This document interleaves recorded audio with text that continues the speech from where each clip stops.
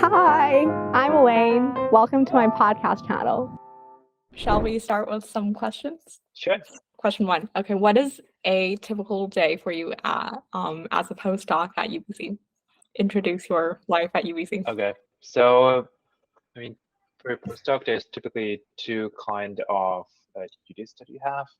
So one part is teaching, and one part is doing research.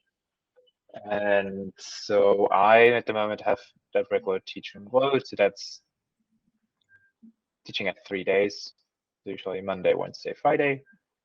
And on top of that, if you're not doing teaching, you're typically doing research. So this typically entails that you read what other people have done, or that you attend some seminars where people present their work.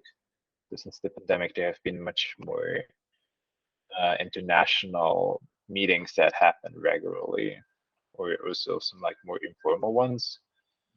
And yeah, so you're trying to solve your problems. So for me, that typically means I sit down and try to do some estimates or some computations and check like all the research articles for like maybe useful information on how to tackle that problem, or textbooks like standard material that I might not be familiar with, because of course, even though you have like a PhD in mathematics, doesn't mean that you know all the math there is. So you still have a lot of things that you're not aware of. And then if you look at these like textbooks that are maybe in an adjacent field, you can get some inspiration on how to deal with certain problems that you have. Mm-hmm. Sounds really interesting. I totally agree that, math is just a very vast area of study, and you might only know a little bit about it, even though you specialize in math, which I find really interesting. So you were previously doing your research a little bit about you. You did your studies in Europe, right? Yes, so that's correct. Switzerland? Yes, that's accurate. Okay. So how's your math? So math in Switzerland versus math in Canada. What's the difference between these two?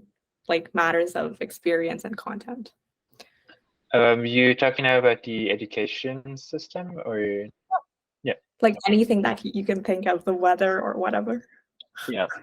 So I feel the content that was taught is very different. So this was kind of a trap that I ran into when I was teaching math here for the first time, because for quite a chunk of the material that we're teaching here in first year in math is something that I would have expected people to have already seen in high school, as it was the case for myself. So I kept saying like, oh yeah, we all know this from high school, but let's go over this once more. Until at some point someone said like, I've never seen any of that before. Like it's not standard material here. Oh. So so the curricula seem to be very different from Switzerland to here. But I've never really looked into how it works is, or what kind of classes you have to attend. But like all these standard calculus stuff, and that's something that is typically taught in high schools. And we have this system where you also can specialize in different subjects. So for me, so I come from like a rural part where it's not that many students, so that we have a bit more limited choice of subjects for specialization. So we had math physics as one topic. We had economy, Latin, Spanish, some kind of law, and music. I think that was awesome.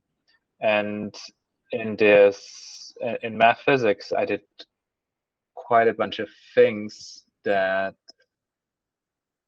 I don't know. It would, in some sense, some of those even went beyond what we're teaching here in first year, like calculus. So it's really very, very different. Yes. So you're saying that, yeah. I was a bit shocked, but But I think it's Yeah, just a totally. different culture, the different. You were shocked by how this Canadian math curriculum is so behind. I'm not sure it's behind. It's just you teach I totally maybe agree. different things. I mean Yeah, I totally agree, honestly. I totally agree with you. so that's I think that was the major difference. And so I talked to my other postdocs like from France, and so Mhm. they had a very similar experience. So it seems that the focus is very different, uh, like from the other European countries.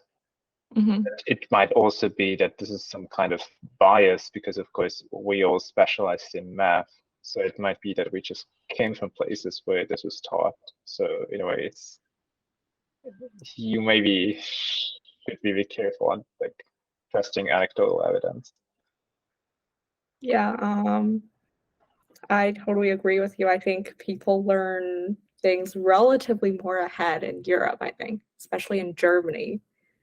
I interviewed a German mathematician, and I Mm-hmm. think she told me that in Germany, you actually learn things, I don't know, at least 3 years ahead of what Canadian students actually learn. So I, So you're talking now about like university, because yeah, yeah, like high that's for school. sure.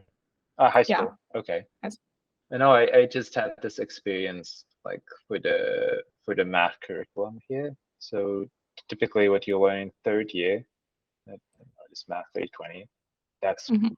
That was my first semester when I came fresh to university back in math. Wow. Um, but I think also what one should not forget is that the studies are structured differently. So when you study math in Switzerland, you just study math. So it's not you can pick a minor. So for example, I picked a minor in physics, but Mhm. if you don't want to, you can just take math classes. There is no need to take any biology, chemistry, or whatever. So that means that it's very different. Here in first year, you have to take many other classes in different sciences. So you have to take a class, I don't know, I think in physics, chemistry, biology, whatnot. Mhm. And whereas if I wanted to, I could have just taken math all the time. So of course you get more material. Yeah. And also the audience is much more specialized. So we have like math classes only for mathematicians and physicists. And Okay. then we have a chunk that's taught to chemists. And then yet another level is like just the biologist. So it's much more tailored to what you need to know. And so you can, depending on your audience, you can go much quicker because you have people that are more prone to like math stuff. Like if you have mathematicians and physicists, of course, you can go at a different speed than someone that does not care that much for math. Like I don't know, if you're in some certain life sciences, you probably don't need all these like proof kind of things. So it's Mhm. really different audience. And I'm not sure that's a great thing here. So we have, calculus classes, we have like an extreme broad audience. So I think we have everything from engineers, biologists, chemists, computer scientists. I'm not sure we have mathematicians though. But Yeah. so it's very broad, and Yeah. I think you cannot really cater to like one specific subject, True. which Yeah. makes it more inefficient to teach. So how would you explain, if you were to introduce yourself, what is your specialization in math? Oh, okay. Um, right. So I'm a bit strange in that respect. So I like a lot of different branches of mathematics.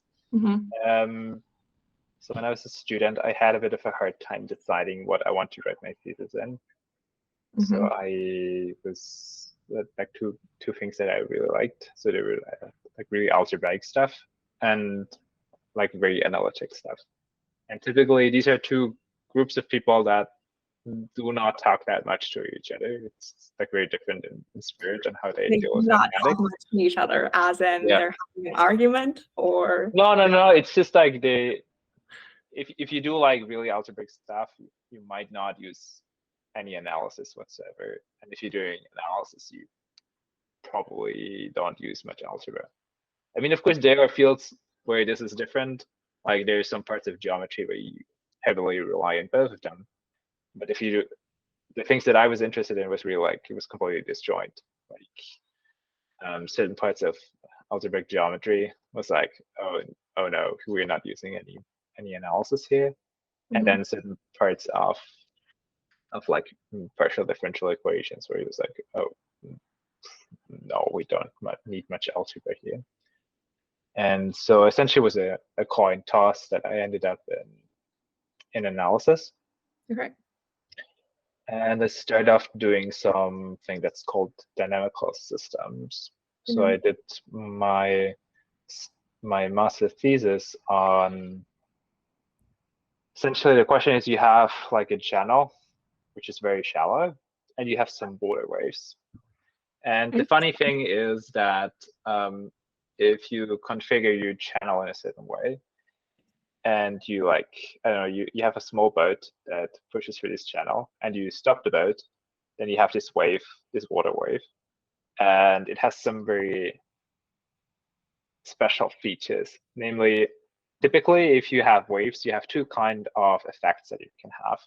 So the one would be like if you are at the beach, for example, then you have that the wave is kind of concentrating more until it breaks. And there are others where you have, like if you have a pond and you throw a stone into it, then you have, at first you have relatively high amplitudes of waves, and then the further out you get, the more damped it gets, like the amplitude's getting smaller. And in these kind of channels for this specific situation, you have that these two effects in a way kind of cancel. So what you have is like, you have just a wave, and essentially it just travels in space, but it kind of doesn't really get smaller. So it's just kind of traveling at the same height. And people call this a solitary wave. And the first people to describe this mathematically were Korteweg and de Vries. I like to,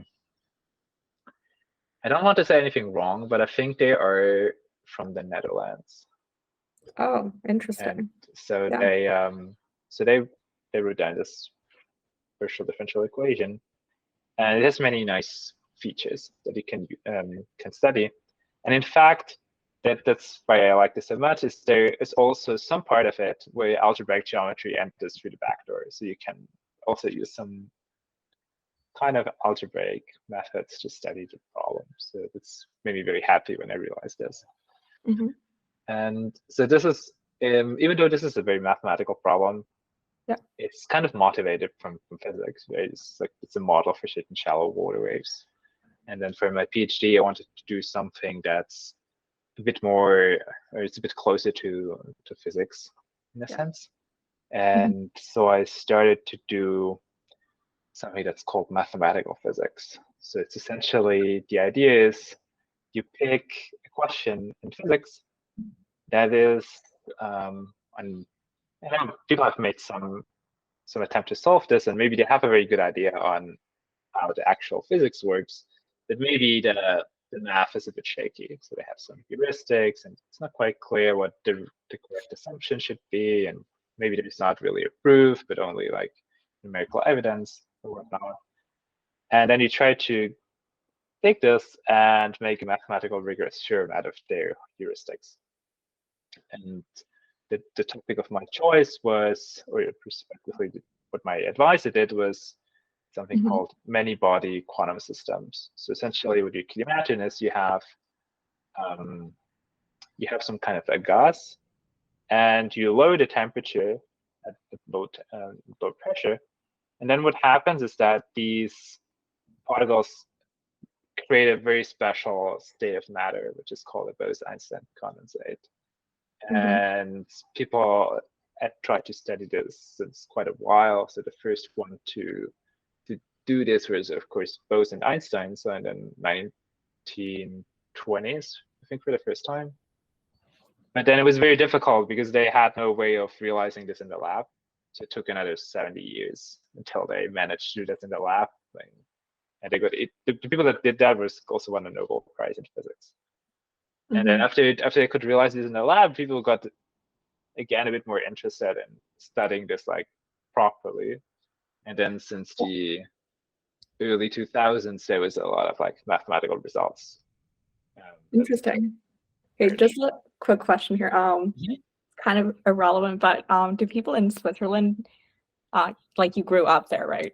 Do people speak English, or is there No, not at all. So I mean, like no we English at all? of course we learn English in school, but so Switzerland has essentially 4 official languages, which is kind of strange if you compare, like the size of Switzerland is roughly the size of Vancouver Island. So Wow. it's very small. And we have we speak German, so it's my mother tongue. Okay. Well, actually, okay, it's a bit more difficult because we don't speak the same German as the people in Germany. So Okay.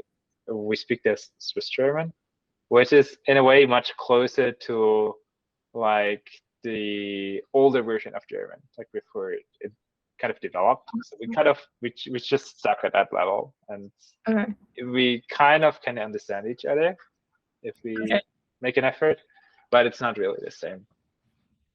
Then we have another part where they speak French, because we have a border with France, and there's one part where they speak Italian, at the border to. Yeah, Switzerland's kind of like the neutral country in war. Exactly.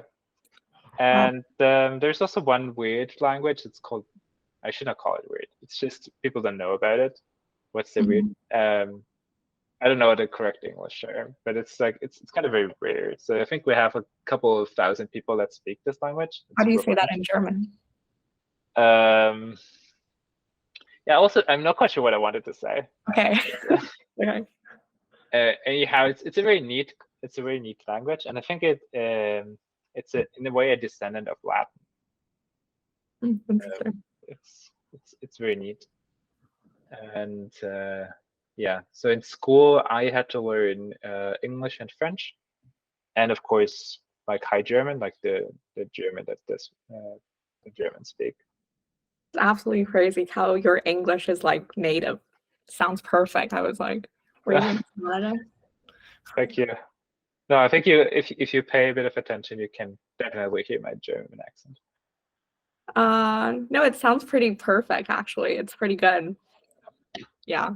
It's amazing how you just came to Canada, right? Just like 2 years. Yeah, 1.5 years ago. That's crazy, and your English is like really good. Okay, I mean we started learning English at like age, what's that, 10 or 11.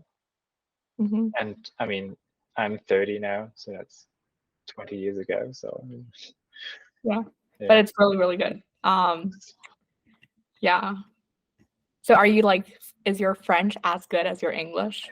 Nowhere close. That was the only subject in school that I really hated, French. Oh yeah, same. I hate French. I feel like at the end of high school, my French is okay, but I have not used it ever since. So I would be fine sitting in a math talk when they speak French. I think that's okay. But I mean, most certainly I could not like read any decent literature anymore, I guess. I mean, at the end of high school, I was able to read Sartre or Camus, and that was fine at the time.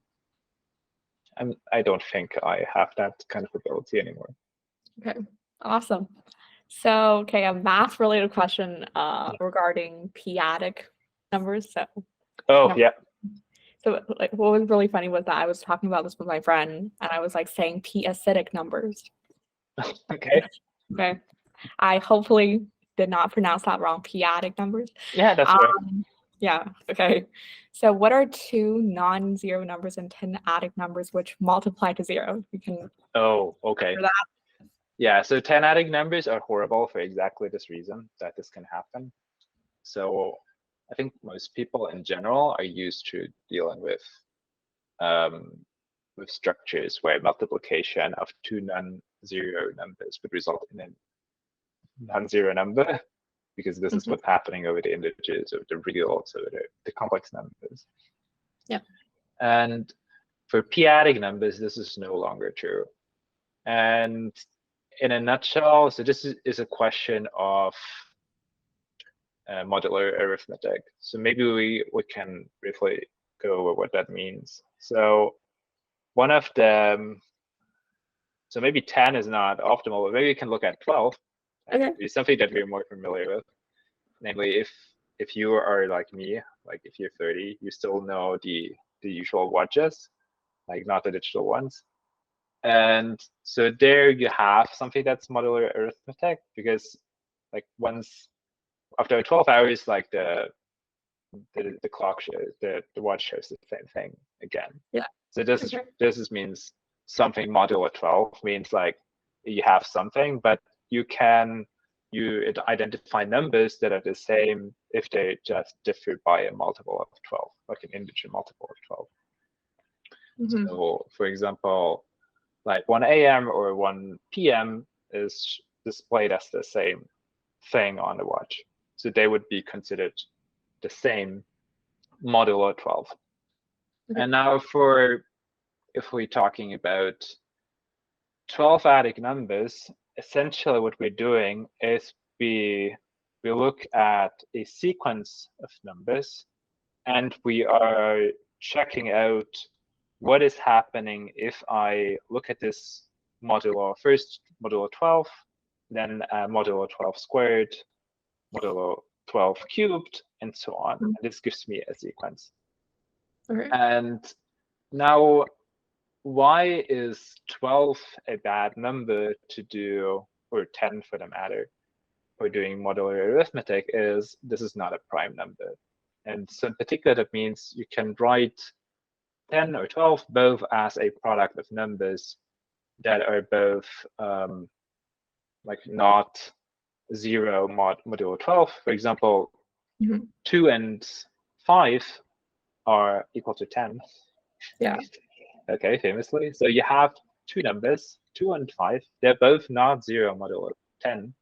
Yeah. But if you multiply them together, you get 10, which is modulo 10 is the same as 0, because the difference between 0 and 10 is 10.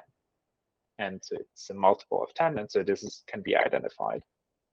You have the same problem modulo 12, because you can write 12 as 2 times 6, for example. So if you have 2, that is not 0 modulo 12, and you have 6, that's not 0 modulo 12.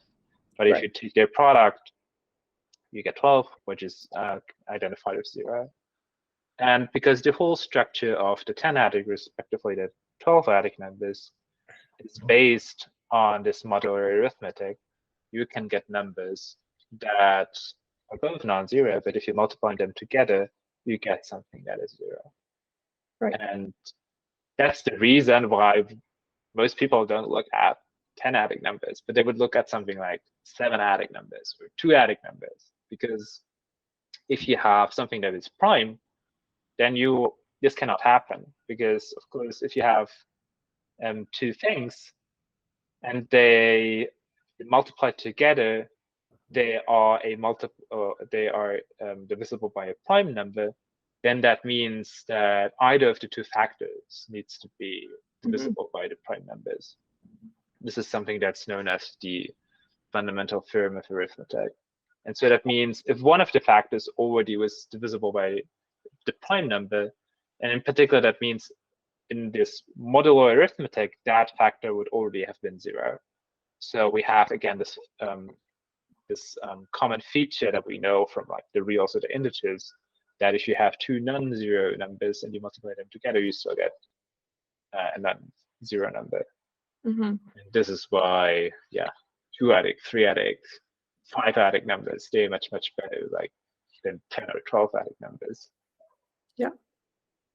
Awesome. Okay. Could you tell us about one of your research proposals of your past, I don't know, decades of math studies? Sure. Right. So one that I just recently submitted, like a couple of months ago, was about something that is called nonlinear adiabatic theory. And I think that's the best proposal I made so far. Mm-hmm. Essentially, what's the idea? Well, let's assume you have some kind of glass, Mm-hmm. Yeah. and you would fill this with water. And if I'm a waiter, I walk through the different desks, tables, Yeah. and if I'm not careful, I will spill the water, right? Yeah.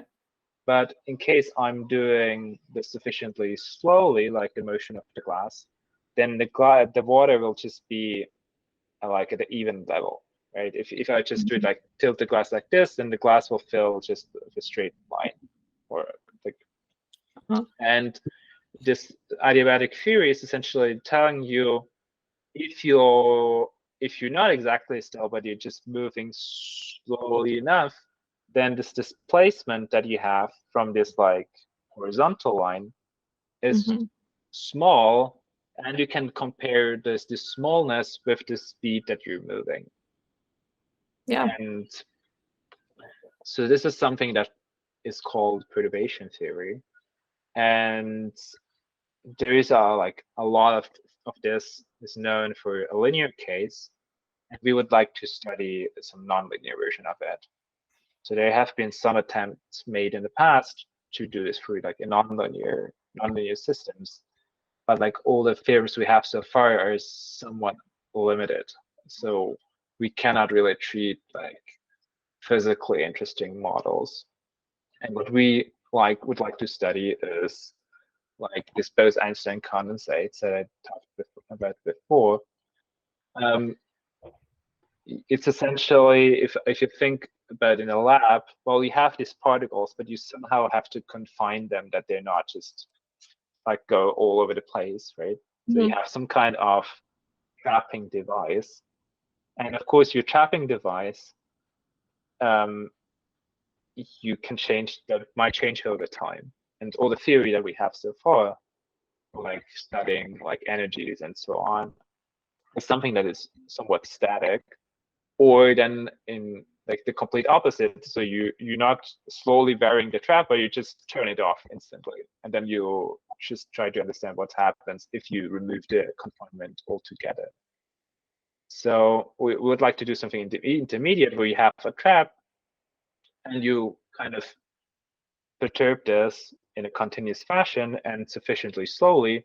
And if you like remove the trap sufficiently slowly, you would like to understand how the dynamics of this particle changes depending on the smallness parameter of how you change the trap. And so this could not be treated with any of the methods that are available so far. And it would be something quite exciting if that worked. Yeah. Sounds really interesting. So, who's your favorite professor at UBC right now? At UBC, it was kind of hard to tell because I don't know that many people. Okay. That's also something I think it's a bit different from where to my undergrads. Okay. I feel like people here don't like to be in the department that often, like compared to Really? what I'm used to. So especially during the summer, like usually in Zurich, it's in the beginning of the break. It's like Yeah. all the students are gone, but like all the other people are coming in because then you're not like distracted by students that need something. You can just peacefully work at the department. But yeah, so mostly I know people that are doing things that are somewhat similar to myself, like Sven Bochmann, Richard Rose, Joel Feldman. And so we typically go for lunch and cookies every Tuesday. So Oh, wow. Why is it quite every nice. Tuesday? Well, it fits our schedule because like if we have to teach at certain times, or they have other like things that don't work. Are they professors? So Richard and Joel, they're both retired now, and Sven is my current boss. Yeah, I really enjoy like going for lunch with the two of them, with the three of them, especially like the retired ones, like Joel and Richard. They can tell you stories like from back in the days, which I usually find very interesting. You can see like how some things were very different back in the days. Like, Yeah, can you compare what is really different from back in the days UBC? I mean, so at the moment, UBC is like a very prestigious university, right? Mhm. And that has not always been the case. So Joel told me that I think when he arrived here, it was already kind of like pretty good. Mhm. But before that, this was very different mentality. Yeah. Here at UBC, which I found kind of cute to see like how this can change, because we always think of these universities as like, if they're good now, they must have always been good. It's not really the case. There might be some people that like built the department, kind of attracted more people to get like exceptional research and good teaching. So you can also appreciate this bit more, like when you hear about all these people putting so much hard work into this and put so much effort. So I think it's nice. Yeah, so how do you balance, because you're doing a lot of math and it's like tons of math every day, I would say, like 10 Yes. hours at least. How do I balance? Yeah, that's How do you balance your what makes you think I do? No, I think this is something that we all struggle. Many of us struggle a bit, especially during the stage that I'm in, like the postdoc stage, Yeah. because it's the most challenging in some respect. You're in this situation where you have no stable job, so you expect it to move every couple of years until you find something permanent. Yep. And you measure it at your scientific output, so you need to produce as much as possible and of as high a quality as possible. Yeah. So the temptation is high to just work all the time. So you work all the time? Because We try not to do so, but I feel like certain periods we're working a bit more than we should. Yeah, sometimes I kind of I classify people sometimes, and I associate you with another person I actually talked to called Daniel Larson. And he's actually he's a high school student who came up with a math theorem, and he's at MIT right now. And like, he seems to be like, you two are very similar. In what respect? Like, he replies to emails super slow, and he gonna cut this off, of course, when I upload my videos. So this part's gonna be cut off, so no one hears about it. And he also does math every day, like just does math and does nothing else, and then eats and sleep, but that's all in his life. And yeah, but the difference between you two is that you reply to my email super fast. I was surprised by that. I thought I had to wait for like 24 hours at least to wait for your email, but then you reply. I hate when people don't reply to emails in a timely fashion. So I try to hold myself to the same standards that I expect from other people. Yeah. Like, So I would love if people would reply quickly. Yeah. You reply really, really fast. I highly appreciate you doing that. It was really good. Yeah. Any other? So do you balance your life? So life versus math. Do you do Yeah. anything? So I think for me the most important thing is that I keep the connection with my friends back from Switzerland. So what I typically do, I'm into this pen and paper role-playing game. It's essentially like Dungeons and Dragons, but like a German version of it. And so this is what I play weekly to balance, because it forces me to prepare for this stuff, because I'm something that's called the dungeon master of the thing. It's like you're the narrator of the story. So you have to prepare a bit for these kind of things. You have some social contact with the people back back home. And yeah, it's a fun time. That's why I typically work from home one day so that I can play over lunch with my friends. So does this game Because work? of the time shift. Yeah. Oh, okay. So you can call essentially you have one guy who is narrating the story. Yeah. And then you have some kind of character that's within that story, and you have to explain what your actions are. Okay, so of course, to get some sense of like check and balance, you have some skills, and like maybe the icosider, that's the D20, and or the classic D6, Yeah. 6-face guy, and they decide essentially whether the action that you propose will actually work. And if it's something that is very easy, you probably don't even have to roll a die. I don't know if you want to, I don't know, lift something that is of moderate weight. That's probably, yeah, sure, go ahead. But then if you want to lift something that's extremely heavy, or you want to like jump very far, or I don't know, whatever you would like to do, you have to, it's getting more and more unlikely that the die shows you the number that you need to perform that action. And yeah, it's quite fun. Yeah, so it's also kind of like math as well. You're kind of predicting things. You have your Oh own. no, not really, because I mean, there is little control over the die, right? You have this huge element of like randomness. Yeah. But of course, you can play this more or less strategic, so that's for sure. And I feel it's different if you play this with people that are not have nothing to do with math. But I feel that's true for most kind of games, especially if strategy is involved. I feel like people approach certain things very differently. For example, there's a game called Werewolf. I don't know. Mhm. Do you know it? It's drastically different if you just play this with a group of just mathematicians. So we had instances where we listened to each other, like making some statements, and there was like, okay, given on the information that we have, those two are contradicting. This is Okay. contradicting. So this means either this one is lying, so this would lead to this scenario, then you compute all the characters that this would lead to.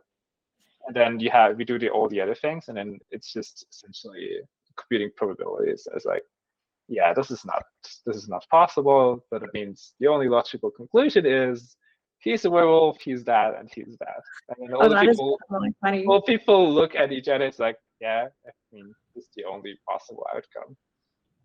And the only time where I saw this where this like drastically failed was when someone took a gamble in the very first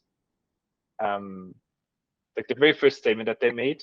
They made a huge gamble, and it went through. So this led to made like the credibility of that person so high that it led everyone to get the wrong conclusion.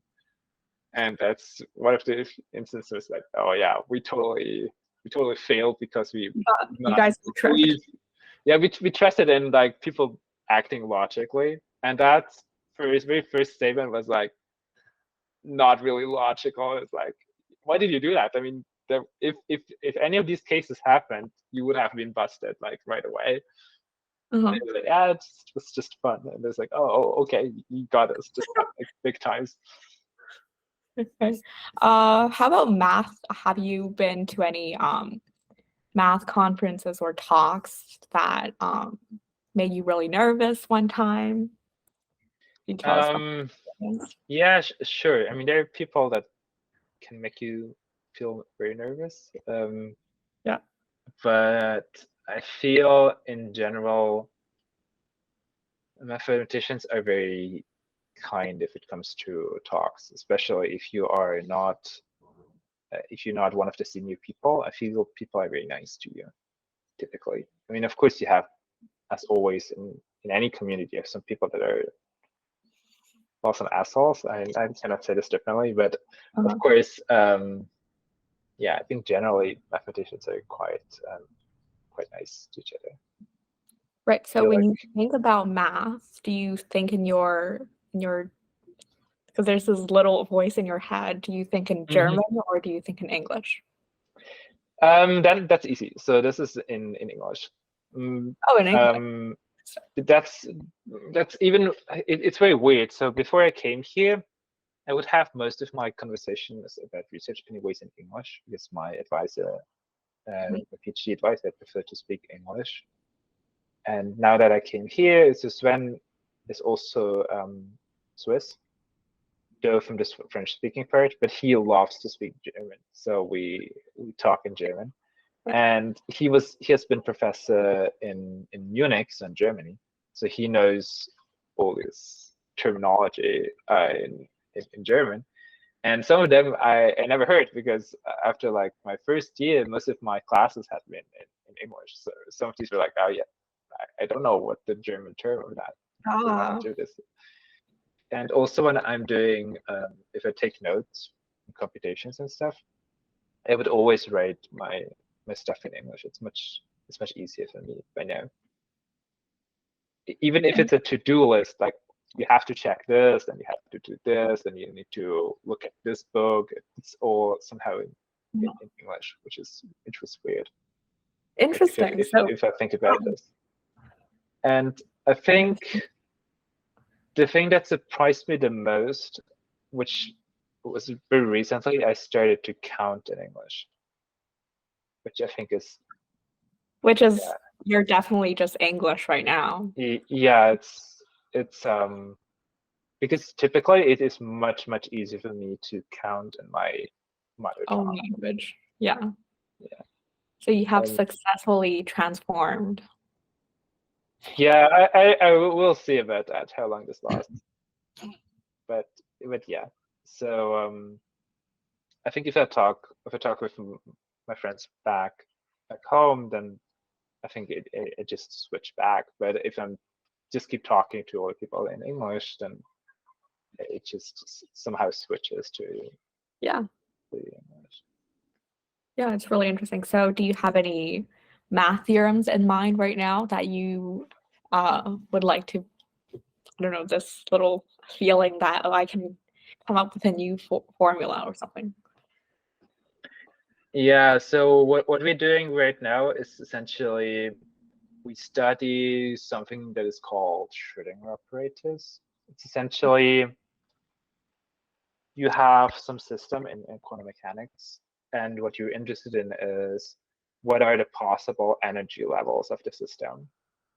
And this is usually encoded in something that's like you take the space of all possible configurations, and then you map this to another space, and somehow you can set up equations that tell you what are the possible energies that are given by this kind of map. And it's typically kind of difficult to explicitly compute this. Mhm. And what you want to do is you want to have some tool to get information that is easier to compute, like with a computer, for example. Yeah. And this is somewhat of an overarching theme for my research because that's also something I did like back in my PhDs, but for different kind of systems. And this time, the system is essentially it's just you can think of it as just being a single particle in some sense. And what I have been done before is essentially you have a lot of particles and you want to understand what happens if you let the numbers of particles go to infinity, where you can say something about the system. And so for the like many body system, what you have approximations that are very good, like in the large limit of large numbers of particles. And now for the single particle, it's more a question of you wish to understand if you give me a number, can I count the number of energy levels that are between Mm. like 0 and the number that you give me? And there is a way of doing that by simply computing a single function. And then you can just count essentially like where's you take the area of or the domain where your particles live, you kind of put a grid on that, and then you just count like the boxes where the function is large or small, and this gives you all the information you need, which is somewhat still like a miracle to me that this works. And this has been done for domains that are like a finite box, something like that. Mhm. And we now try to understand, okay, if we're not on a box, can we do this like in all of R3, for example? Like if you have Mhm. something that's unbounded. And like just morally, it shouldn't make a difference. But from from a technical point of view, a lot of these things are getting much more difficult. And so there are certain cases where it's kind of easy to see that this works.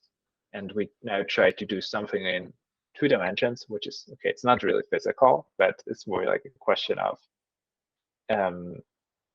we study this weird potential where the number of energy levels, you can control this, like it's finite, but the potential somehow is behaving strangely. So there is this physics intuition, which is called semi-classical analysis, which is essentially telling you that these numbers of energy levels that you have should correspond to like how much is how much of your space is in such a way that the function is less than your energy. So if you say, I don't know, you have a potential that's like a quadratic thing, Yeah. and you wanted to understand like, okay, how much energy levels do you have from 0 to here? Then what you would do is you just look like, okay, which part of the real line has the quadratic function being below your energy level, and you can compute this. And the same holds true in high dimensions, in certain cases. Mhm. And so this is like the intuition, the guiding intuition that something like this should be true. So like the sub-level set should give you some kind of measure for how many of these energy levels you have. And so we're very close now that we can actually prove this also for this very strange potential. But you need to be very careful there, because for the original potential, no matter what energy level you pick, like the sub-level set has infinite volume. So this does completely contradict like the physics intuition that people have. Mhm. But there is this whole machinery of the landscape function and whatnot. And if you replace this with this whole machinery, you get a new potential, which in spirit it should be somehow be better, that it should reflect more like the intuition you have from this semi-classical analysis. And this is actually what's happening. So we were able to prove that the sub-level set is actually it's finite for every energy level, and it somewhat reflects the number of energy levels that you have. So far, we're still a bit struggling to get the exponent right, but I hope that we'll be able to do that in the next couple of weeks. In the next couple of weeks. Wow. Yeah. That is a really short time. Yeah. I've now been working on this for more than a year, so I think we have all the ingredients that we need. I mean, fingers crossed. Yeah, that is really good. So are you going to become famous once it's published? No. This is not one of these problems where you solve it and you get instantly famous. No, that not. But would make me very happy if finally have the success that we are able to deal with that. Yeah. So you think that there's a large probability that you guys will succeed in deriving the ultimate theorem? I mean, we hope so. I mean, you never know until you actually do it, but I think we are pretty close to actually doing that. Mm-hmm. Originally, we thought we would be able to do this for a much larger class of functions, but there are a lot of technical obstacles that are preventing you from doing this. So it's not quite clear to us what are the precise assumptions that you need to put to get like this very large class of functions. But in a way, we are already pretty happy that we can prove this for this very complicated. But it's not even that complicated. It's just unusual potential. Okay. It kind of contradicts all kind of intuition that you have about the problem. Mhm. And it's really nice that this technique works for this very specific potential. Cool.